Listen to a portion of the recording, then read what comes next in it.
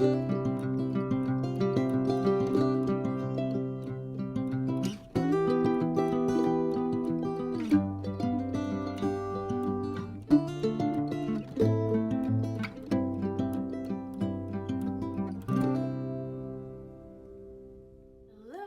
my name is Aubrie Rose. Welcome back to my channel. So this is my April reading recap. It's not quite the end of April yet.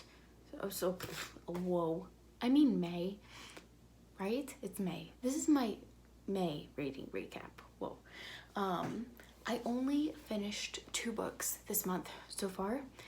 I don't know if I'm going to finish any others, but I'm going to go over the 2 books that I read, and then I'm going to kind of go over the books that I have yet to read, because I have some more than the ones that I showed you already in a previous video.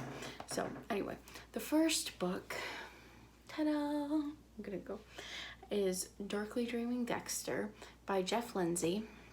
I read this in hardcover. I think I only read books in hardcover. I haven't been reading any or listening to any audiobooks recently. Okay, so this one, oh, sorry, that's my dog, worked really well. I felt like the end was a little strange. I don't know exactly what it was, if it was just kind of the scenes were a little wonky, or something was missing. I don't know exactly what it was, or I don't know exactly what it was, but it didn't quite work, but the rest of the book was amazing. And so, yeah. There was a lot of language and like intimacy, but it wasn't described, so it's barely there. And then violence, of course, because this is like thriller? I would say thriller. So like horror and crime and mystery, and yeah, I think thriller is horror and mystery, isn't it? I don't know. I very much enjoyed this book. I was very excited to read it. I did mess up a little bit on what it was. He's not, well, I guess he's sort of in forensics, but he's not like the main, he's a blood splatter specialist. So he hasn't switched out his blood for any like bad guys' bloods or anything like that, like I was describing. That could still happen. It hasn't happened yet, but that doesn't mean it can't still happen. My dog. But yes, it did not disappoint. The ending was a little wonky, but otherwise it was really cool. I love Dexter. I love the way his brain works. I feel like I would want to be best friends with him, but at the same time we probably wouldn't work very well, because I have all the range of the human emotions that he says he doesn't understand. So yeah. All right, I was like, I want to give him a hug, but I don't think he'd like appreciate it or understand it. And so it's like, yeah. That one, I'm going to go into more detail about it. There's also, what is it, on Amazon Prime, like there's 8 seasons, I think, of Dexter. And I watched the very first episode. So if you guys are interested in that, I will let you know how it goes. That almost leads into something else, but I won't go over it until the end, because we have our second book, or the second book that I read, and this is Death on the Nile by Agatha Christie, which also has a movie that came out recently. Okay, so Dexter didn't come out recently. That was like a 90s show, or is a 90s show. But yes, Death on the Nile, I want to say there's an older version of it, but a more recent version of it came out. So I will watch that and hopefully go over with it. I think that would be really fun to just like read the books and then watch the TV shows or the movies and then just kind of review them all together. I'm definitely I want to start doing that. I'll let you guys know how that's gonna work. I have a plan. I have plans. All right. So this book, Death on the Nile, is, it's like a romance novel. Like, the murder mystery is not the main genre. I'm fairly certain the main genre is romance, but because it's Agatha Christie, it's like, it's a murder mystery, and there is murder and there is mystery, but it's also very much a romance novel. And I don't know if you're supposed to know that right away, but it was definitely interesting. So it's a scandalous romance novel with a mysterious twist. The characters are a little hard to care about at first. So at first it was like super interesting, and then like the thing happened. I'm like, I literally hate all of these characters, and so it took me a while to finish reading it.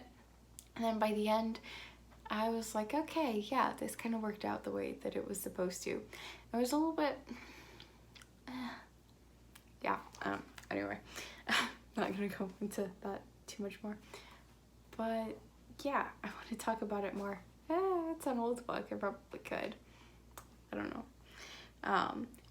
Agatha Christie is definitely a very clean author. So of course there's violence, and there's a romance author that talks about her romance books, which is a little not the most good clean fun, but it's not there for very often. And yeah, it's super clean, which is very nice. I love her books. They're like creepy and horrifying, but also like still very clean. So this book, it was a little hard for me to read just because I think it was because of the characters. It's just like, I don't care about anyone. I kind of want to know how it ends, but at the same time, like, I don't care about these characters. So, yeah. Then when I realized though, like, what was going on, the fact that it kind of is a romance novel, it was a bit more enjoyable to read. And the mystery was pretty cool, and the characters did become endearing at the end, so don't worry, you won't hate everyone the whole time. And yeah, I'm like, I don't want to spoil anymore, but also I'm not like,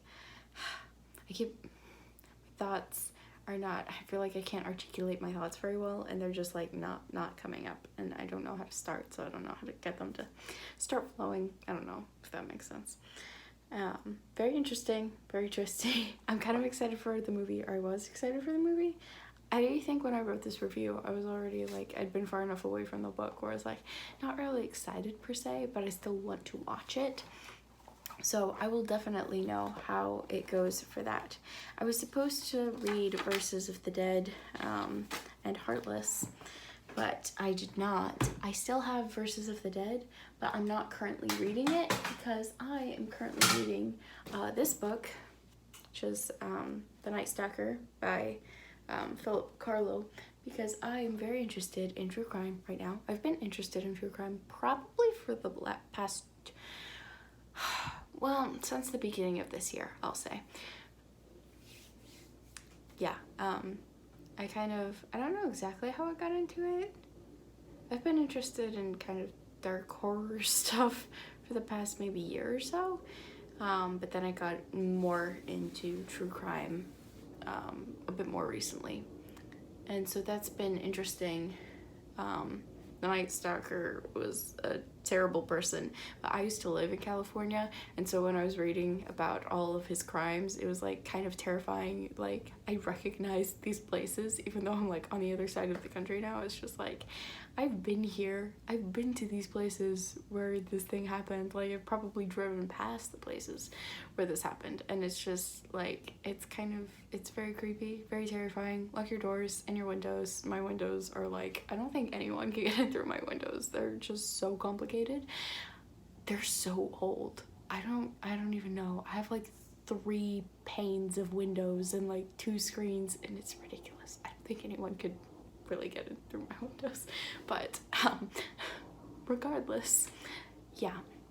I've also been listening to Mr. B. Allen and the Morbid podcast, and so I've just been like very much into true crime recently, and serial killers specifically, because their psychology fascinates me, and so I've also been learning about psychology. So anyway, I started that book a while ago, and it's just been nagging at me to finish it, and so I finally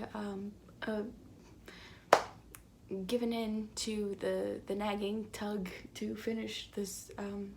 It's like, it's a well written book, it's a good book, it's just the contents are gross and yeah, and like frustrating and terrible, but yeah, I'm gonna finish it. My brother's like, why are you still reading this? I'm like, because I have to. I don't know. So I have that one. I still have Verses for the Dead. And then you guys, I got the Moon, oh sorry, I should probably cover up the library thing. It's not on this one. I got the Moon Knight comics. I was obsessed with Moon Knight because besides being fascinated with serial killer psychology, I've also been interested in like illnesses and disabilities for a while. I want to say the first person who I became kind of obsessed with who had a disability was Helen Keller. And ever since then, well, probably because I have very bad eyesight, and so I've just like kind of, I am assuming that someday I'm going to end up becoming blind, even if it don't happens like when I'm really old. I'm still like expecting this to happen. And it's just become kind of like, how do people cope with their disabilities? How do they survive? How do they thrive? How would I need to react? How would I need to prepare if I was ever in a situation like this or knew someone who was in a situation like this? I've been talking for so long. I want to know what that's like, and I have this fascination. So I discovered I didn't know about this before, but dissociative identity disorder. I found a channel that was about it. I have no idea how, but I found it. And so then I just became like obsessed with learning about this disability.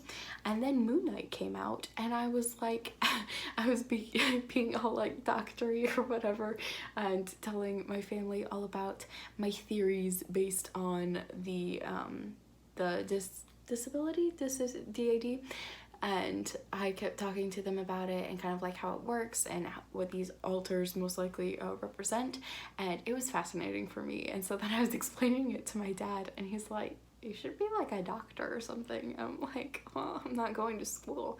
But yeah, so then I just started like on my own time, just started doing psychology. Anyway, I got the comics and I'm so excited to read them. So I have Moon Knight, the complete collection, and then Moon Knight Legacy.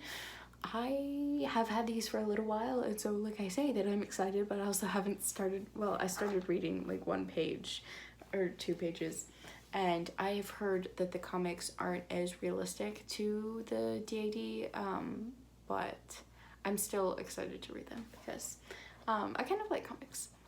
So yes, I have those. I still have the massive Brandon Sanderson books that I need to read, and I think that was it. So I watch TV a lot. I watch TV with my family. Sometimes I say that I don't like to watch TV, but I also kind of do it a lot. I'm kind of a mood watcher though. But so Netflix, Love and Gelato is coming out on Netflix, and this is a book that I've heard about so much. When I was on Instagram, I heard about it on Instagram. I've seen it at Barnes & Noble.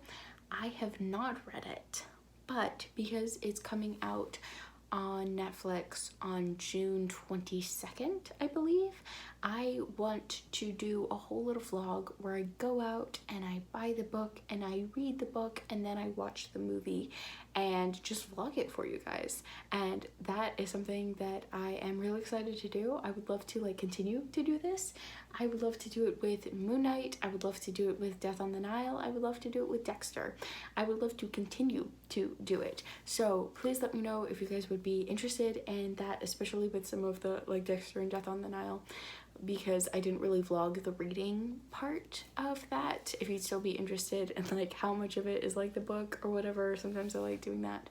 But yes, definitely something that I'm interested in doing and would like to bring to this channel. And yeah, thank you guys for watching. I will see you guys in the next one. Bye.